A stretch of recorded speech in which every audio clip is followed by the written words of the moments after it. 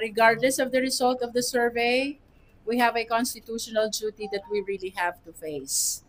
There is nothing which is more supreme than the Philippine Constitution, sapagkat ito po ang mandato ng taong bayan.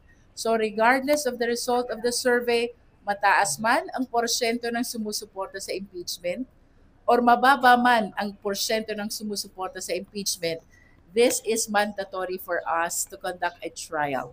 Ma'am, dun sa issue ng political persecution, ano pong sagot niya? Kung walang ebidensya, that is political persecution. Pero kung may ebidensya, that is a legitimate prosecution. As far as we are concerned, we have ample and strong evidence supporting the 7 articles of impeachment. If they're so confident about the survey, then why are they still pushing for dismissal of the impeachment case? Sabi nga nila, the people's leanings is towards to their advantage. So why are they afraid to have the impeachment trial to proceed?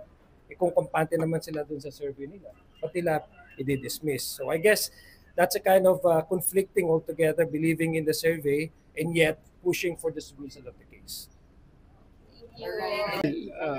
Marami pa ring undecided, no. So talagang inaantay pa rin, no, yung gusto nilang mapanood, yung magkaroon ng impeachment trial. So hindi tayo po pwedeng hindi natin po pwedeng panghawakan yung survey na yan dahil napakadami pa rin talagang undecided, no, na talagang gustong mapanood at gustong makita kung ano talaga yung nilalaman, no, na ebidensya na ipepresenta ng prosecutor.